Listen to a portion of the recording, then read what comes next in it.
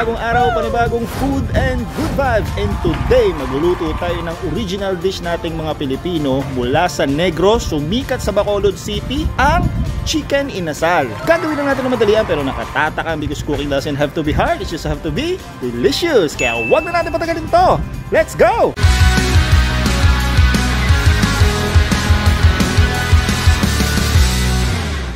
Quarter leg in thigh ang gagamitin nating part ng chicken, mga katipsi. Pero pwede din naman kayong gumamit ng ibang parts ng chicken. Tapos mga katipsi, itong chicken natin, meron tong mga excess na balat at taba. So hihiwain lang natin yan. Okay, tatanggalin natin. Kasi ito yung gagamitin natin sa paggawa ng chicken oil mamaya. Pwede din kayong gumamit ng balat ng manok o kaya yung puwet ng manok para gawing chicken oil. At dahil malalaki to, hihiwaan natin sa labas para sumiksik yung marinade at saka hindi tayo mahirapang mag-ihaw mamaya.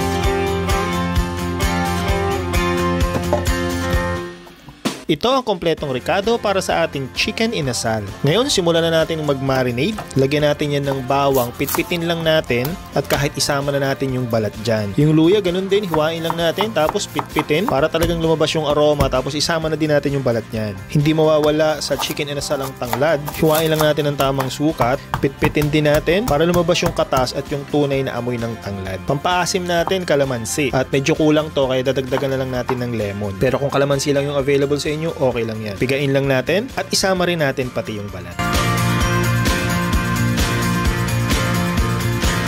Isunod na natin yung ibang rekado, brown sugar, pampaalat natin toyo, tansyahin nyo na lang mga katipsi. Pwede nyo ihiwala yung paggawa ng marinade para pwede nyo tikman at i-adjust yung lasa. Ako diniretso ko nang ilagay sa manok kasi tansyado ko na yung paggawa nitong marinade. Yung suka ganun din, tansyahin natin. Huwag masyadong maasim kasi meron na tayong kalamansi at lemon. Optional para may konting spice, ground black pepper. At optional din, syempre hindi mawawala ang a little bit of boom boom boom. Ayan, napansin ko medyo maliit yung lalagyan natin at mahirapan akong haluin kaya isasaling ko dito sa wok para hindi tayo mahirapang maghalo kasi kailangan mahalo natin ito mabuti para talagang kumalat yung marinade natin. After natin ito mahalo mabuti, imamarinade natin to ng 2 oras. Pero after 1 hour, babaliktarin ko to para siguradong pati yung kabilang side imamarinade mabuti. Kung gusto nyong imarinade ng mas matagal, pwede nyong ilagay sa fridge.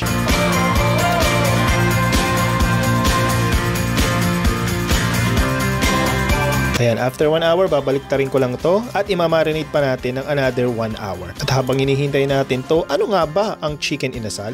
Ay mga tipsi, para sa ating tips ni Tata, ang inasal ay galing yan sa salitang Hiligay nun na asa, na ibig sabihin ay tinutuhog. Ayan. Kaya kung makikita nyo mga chicken inasal na tinutuhog tapos iniihaw. Yung Negros kasi yung pinaka parang source ng asukal sa Pilipinas. Ngayon, nung 70s, nagkaroon sila ng crisis sa asukal. Kaya yung mga taga Negros, syempre nag-isip sila ng other source of income at since mura nga yung manok, ito yung iniisipan nilang gawing negosyo. Tadtad nilang maliliit, tinutuhog nila tapos iniihaw. Sumikat talaga yung dish na to sa Bacolod City. Kaya nga sabi nila, di ba, ang Bacolod chicken inasal talaga yung original na chicken inasal. Mainly ang chicken inasal is grilled chicken talaga siya. Tapos minarinate sa suka, toyo, nilagyan ng mga spices tulad ng bawang, luya, tanglad. Tapos ang trademark na kulay talaga nito is yung parang kulay orange. Kasi dahil dyan sa annatto powder, nilalagyan nila sa chicken oil, pinapahid sa manok. Complex ang mga pagkain natin mga Pilipino dahil nga sa mga sumakop sa ating iba't ibang bansa. Pero palagay ko, itong chicken inasal ay isa sa original dish natin mga Pilipino.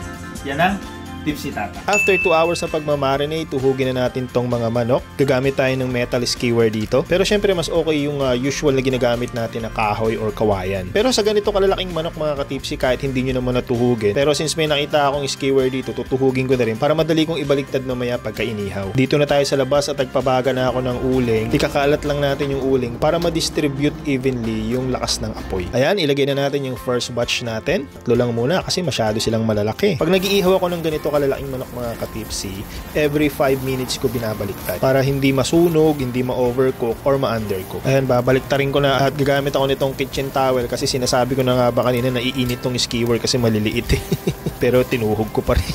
At ito yung chicken oil na ipapahid natin. Hindi ko na naipakita sa inyo kung paano ko to ginawa. Pops, teka lang, lumalakas yung apoy. Itatabi muna natin itong mga manok at baka masunog. Okay lang yung mga tipsy, nangyayari talaga yan kasi yung taba ng manok at yung oil niya is pumupunta dun sa uling. Ayan, pahiran lang muna natin ang mabilis itong chicken oil. Hindi ko na napakita sa inyo kung paano gumawa ng chicken oil pero madali lang naman yan. Prinito ko lang yung excess skin at fats na kinuha natin sa chicken kanina. Tapos nilagyan ko ng annatto powder. And that's it. At dahil lumalakas na naman yung apoy, itabi uli natin tong manok. Tapos wisikan natin ng tubig tong uling para makontrol natin yung apoy. Ayan, okay na uli. Balik na natin yung chicken at tuloy tayo sa pag-ihaw. Mas madali talaga mag-ihaw ng pork mga katipsi kaysa sa chicken kasi syempre tulad nitong part ng chicken mabuto yan. Kailangan talaga patient ka dyan. Tamang apoy at tamang tansya ng pagbabaliktad. At ayan, konting tiyaga lang sa pag-iihaw at konting tiis sa init at abo na bumapasok sa ilong mo para may masarap tayong chicken inasal. Napakabango na naman mga katipsi. Okay na to, ipasok na natin. Ay mga katipsi, luto na tong chicken inasal natin. Tara, kain tayo.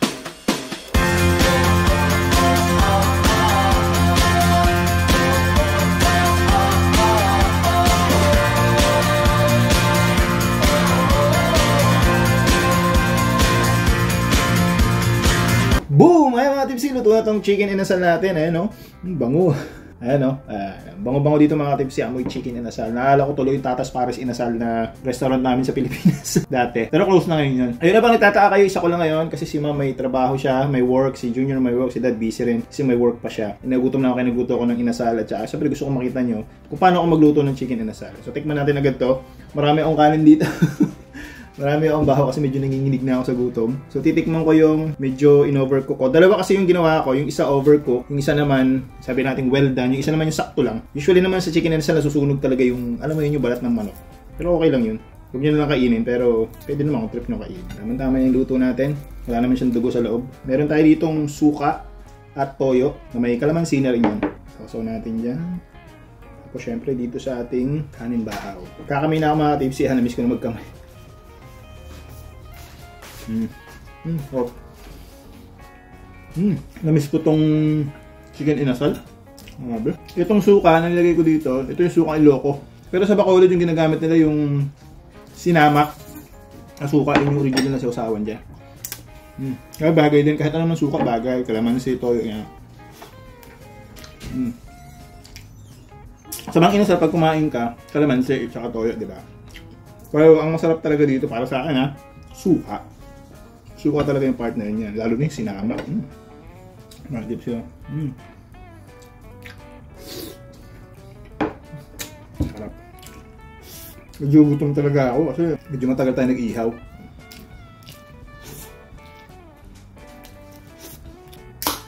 Kaya bubulunan ako eh.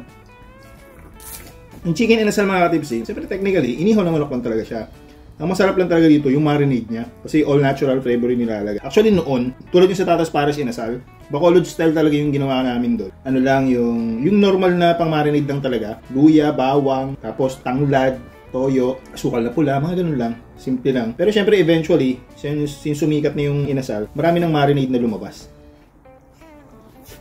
Iba't ibang style na pang marinade. Yung iba nilalagyan na rin nila ng sibuyas, yung iba nilalagyan na rin nila ng Sprite, yan. Yung sa mga inasal, alam ko, iba yung way ng pagmamarinade nila. Pero ano mang kalabasan yan mga katipsi, masarap pa rin talaga kasi siyempre, inasal yan eh.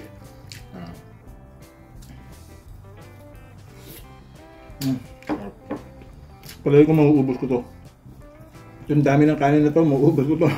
Kasi gutom ako. Ayun, dun sa tips sinata natin, na sinabi natin kung saan nag-start yung mga inasal. Sa Negros talaga yan.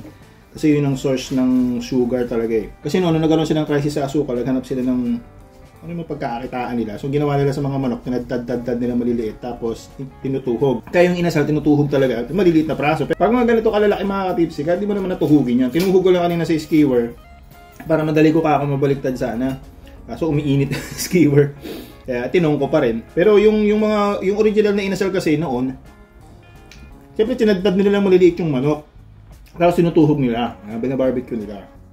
Kaya tinawag din ng inasal kasi tinutuhog. Wow. Ang sarap talaga sa bahaw. Partner bahaw. Marami to. 6 na praso tong niluto ko malalaki. So si mama, parang nga makila dad. Si Junior ko pupunta rito yung mamaya after ng work niya. Tapos kukuha siya. Sarap ng sukang Ilocos.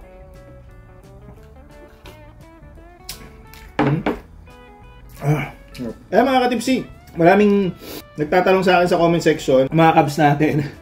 Kaya syempre, nagkasama kami lagi ni Cubs Chess dati, di ba? Tapos na-mention niya ako dun sa huling content nila, kaya ang daming Cubs natin na ngayon pa lang nila nalaman na may channel ako. So nung nalaman nila, nag-subscribe sila, tapos may mga tanong yung iba na wala naman kami ni Cubs Chess, ganun.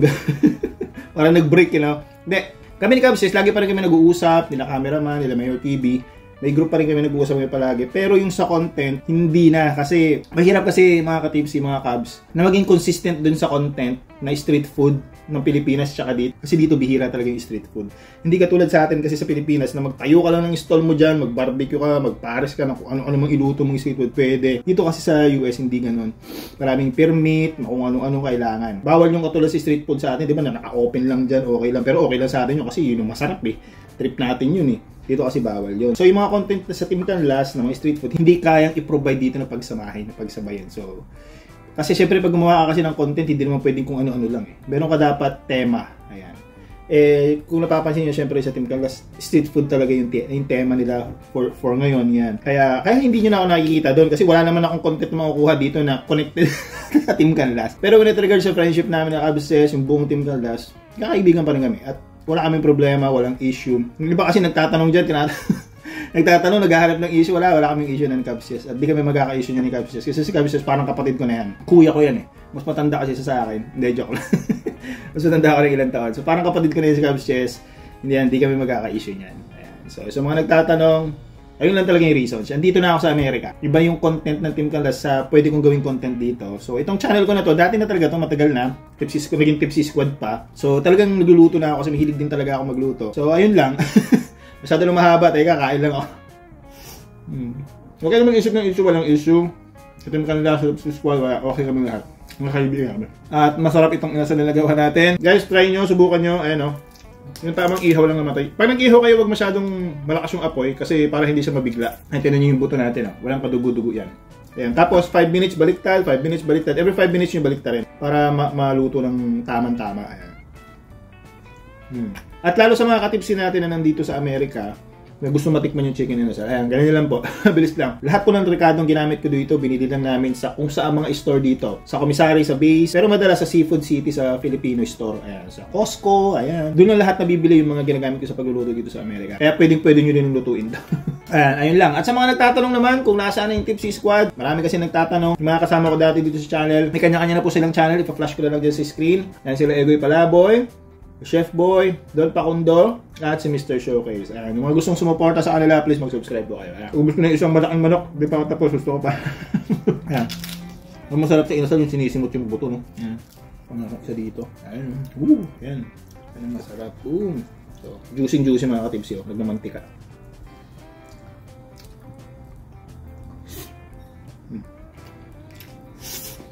Ayan mga tips, hindi ko nabibidyohin na uubusin ko to, pero uubusin ko talaga to kasi gugutom talaga ako. Pero baka maboring kayo sa akin kasi mag-isa ko lang ako. Pero sa next video, kasama natin ulit yung family ko. Mga tips road to 100,000 subscriber na tayo. Malapit na, konting-konti na lang. Kaya please, yung mga nanonood dyan na hindi pa po nagsusubscribe, please, mag-subscribe na po kayo para malis na natin. At maraming salamat po sa mga nagsusubscribe at lagi nanonood sa channel natin. Hanggang sa susunod po nating lutuan, hanggang dito na lang po muna. And again, please like, comment, and subscribe. Tapos i-ring mo na rin yung bell dyan para lagi kang updated within good vibes natin. Ayan. And laging tatandaan mga tipsy ha, stay tipsy lang. Stay tipsy sa drinks, stay tipsy sa pagkain. Salud! Mga tipsy, nandito kami ngayon sa Home Depot. May bibiling kami. Ano bibili natin, ma? Kalan. Ba't ano nangyari sa kalan? Nasira. Nagluto tayo ng arroz caldo mga katipsy na Hindi naman. ano kasi yun eh, parang... lang na nagluluto ka na. Yeah. Ayun na, meron daw. Yeah, I went there actually. I'll check it again. Kasi nung nagluto tayo ng arroz caldo, nabasag yung salamin. Siguro time niya na para mabasag. Nagkataon pa. Nagkataon lang, sabi ni mama. So, bibili tayo ng bago para para makapag-vlog tayo. Kung ipaayos kasi mahal. Mas mahal kaysa bumili kang bago. Bumili ka na lang bago. Pina-check kasi namin pag pinaayos, konting-konti na lang difference, kaya tingin na lang tayo ng bago para tuloy-tuloy yung lutuan natin. Yung mga ka-tips ya, 3 dekada na mag-asawa yan, pero tinanong, sweet na sweet pa rin. Holding hands pa, walking. Lagyan natin ng romantic music. 1, 2, 3. 나 왜 이러니 너만 떠오르고 힘든 일에도 웃음만 나오고 대체 내 mga tips, pa nagpagawa ka kasi mga $1,300. Ito na may mga price niya pag brand nyo. 148. Ayan. Ito naman 1,198. Dito na yung panel niya. Yung mga robot-robot na rin sila dito mga katipsi. Ewan ko anong ginagawa niya. Pre, anong ginagawa mo, pre? Uy! Ngayon pupunta naman tayo dito sa Kohl's. Ayan. Favorite department store for clothing. Brand name siya, pero okay lang. Medyo Affordable. affordable naman. Lagi ako nasa sales. Lagi ako dun sa sale. Sa discount rack. Ay, panlalaki. Si mama kasi mga katipsi, mahilig yan sa mga sale. Kasi maraming sale dito pero mga branded naman. Siyempre doon ka sa mga kamura ka pero magandang quality. Ito daw yung favorite part niya. Ito yung clearance. Clearance, mga clearance.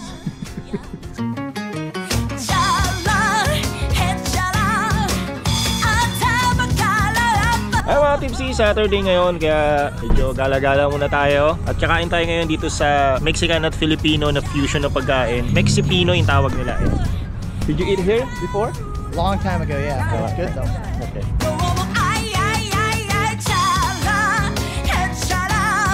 Ito yung menu nila mga katipsy. Good morning, buenos dias. Magandang umaga. May magandang umaga. So yung mga brunch nila. Ito orderin natin kasi malaki ito So Tortuga Ninja. Tingnan kung magiging ninja ba tayo dyan. Okay, order natin mga tipsy. Tingnan nyo naman kung gano'ng kalaki yan. Tingnan mo naman sa kanya. Ang laki-laki. And this one's Junior. What's that, bro? Milanesa. Milanesa. Chunky chorizo. Ito naman yung kay Mama. Ooh. Ano Ma? Langgunita, magandang umaga. Ano yung pangalan? Bayan.